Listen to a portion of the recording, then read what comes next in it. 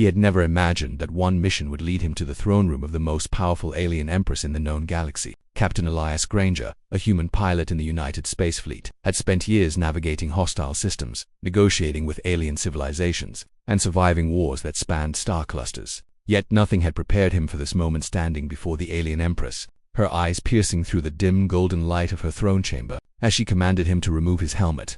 The room was vast, adorned with glowing crystal columns and banners of a civilization so ancient it felt like walking through history itself. Guards in flowing silver armor lined the walls, their expressions unreadable, but the weight of their gaze pressed heavily upon Elias. The Empress herself sat upon a throne that seemed carved from living crystal, her presence both regal and terrifying. Her eyes glimmered like molten gold. Yet there was an intensity there that went beyond authority, was curiosity, sharp and probing, like she was looking directly into the very essence of him. Elias swallowed hard, his hand trembling slightly as he reached for the helmet of his flight suit. He had been trained to maintain composure in the face of danger. But there was something about the Empress that stripped away his practiced calm. The very air seemed to hum with tension, a vibration that resonated in his chest and made his heartbeat thunder in his ears. "Remove your helmet," the Empress's voice echoed, soft yet commanding, filling every corner of the chamber. Elias hesitated, his mind racing. In his culture, revealing one's face to a powerful alien ruler could be seen as a gesture of trust or a reckless gamble. The stories of humans meeting alien royalty rarely ended well. Yet, there was something in her gaze that compelled him to obey. Not fear, but an unspoken challenge. He reached up, fingers shaking slightly, and lifted the helmet away. The sound of air escaping his suit filled the silence for a brief heartbeat. Then all eyes were on him. The Empress's reaction was immediate and shocking. She rose slowly from her throne, her movements deliberate, like a predator circling a prey, but her eyes softened, widening in disbelief. She took a step closer, as if the sight before her defied every expectation. "You are human," she whispered, her voice trembling in a way no empress had ever been depicted. "Yes," Elias replied, his voice steady despite the storm of questions in his mind. "I am human." The chamber remained silent, the guards frozen in position. The Empress's eyes locked on him. There was an intensity in her gaze that made him feel as though she could see through his very bones, through every memory, every secret, every fear he had ever carried.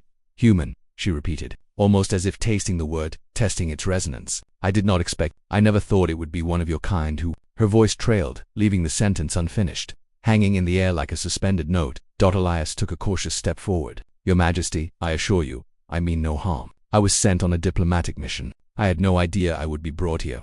The Empress studied him, her expression unreadable. Then, she did something entirely unexpected. She smiled, a small, incredulous smile, one that carried wonder, disbelief, and something almost like hope. "Humans," she murmured, more to herself than to him. "I have heard tales, legends of your kind. Yet I never believed it, never thought one would stand here, in front of me." Elias's brow furrowed. "Legends?" he asked cautiously.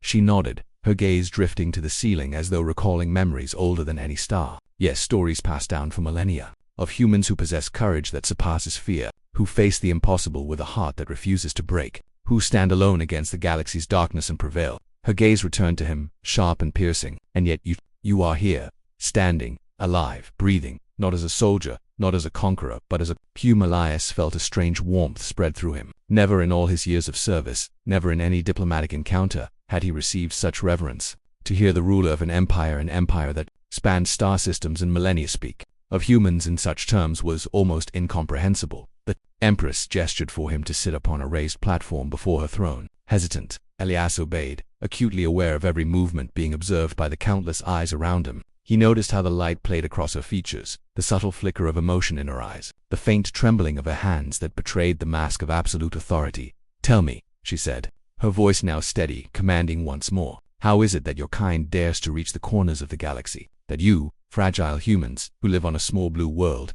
have spread your influence among the stars?" Elias considered his words carefully. "Because we have no choice," he said finally. "The universe is vast, dangerous, and indifferent. Survival demands that we reach out, connect, and sometimes fight. But humans adapt. We survive. We learn.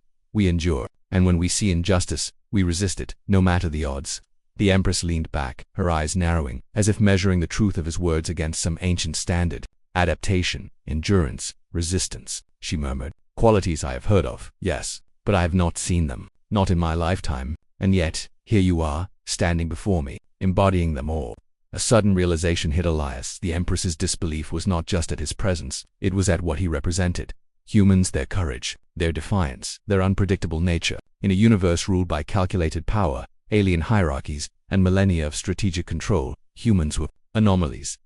Your people, she said slowly, have been underestimated, feared, perhaps, dismissed. Yet they persist. They endure. Her gaze softened, almost with sorrow, and some among them carry a light that could change everything. Elias felt the weight of her words settle on him like a physical force. The room, the empire, the endless stars beyond the chamber walls, it was all suddenly connected to him in a way he could not have predicted. He was not just a human pilot. He was a representative of his species, a living testament to their defiance, courage, and ingenuity. The Empress rose fully, her figure towering, yet the aura around her softened. She extended a hand, not in threat, not in command, but in recognition. "Captain Elias Granger," she said, her voice carrying a strange mixture of respect and wonder. "You have done what many thought impossible. You have come to me without fear. You have removed your armor, revealed your face, and stood unflinching. That act alone, it speaks of a humanity that few can understand, let alone survive." Elias bowed his head slightly, not from fear, but from the overwhelming gravity of her words. "Your Majesty," he said quietly, "I did what any human would do. We do what must be done to survive, and sometimes, to help those who cannot help themselves." For a long moment, the chamber was silent. Then the Empress did something no one present could have predicted. She placed a hand over her heart and stepped closer to him, her eyes glistening with unshed emotion. "You have awakened something long forgotten in this empire," she said, her voice trembling. "A reminder that courage is not measured by fleets or weapons, but by the heart that refuses to yield."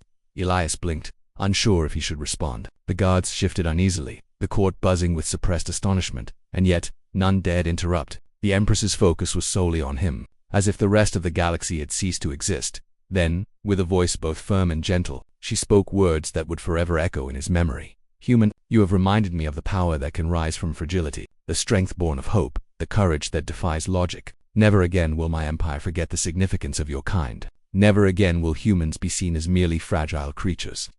You have changed everything here today." Elias felt a strange mixture of pride, humility, and disbelief. To have one being, no matter how powerful, acknowledge humanity in such a profound way was more than he had ever dreamed. He realized then that humans were not just survivors. They were catalysts, unpredictable forces that could reshape empires and challenge destinies. The Empress returned to her throne, her posture regal once more. Yet there was a subtle shift in the air, a recognition, a respect, a promise of new possibilities. The court murmured, astonished by the encounter, yet none dared question it. The human before them had done what no alien could. He had revealed the essence of his species in a single act of courage.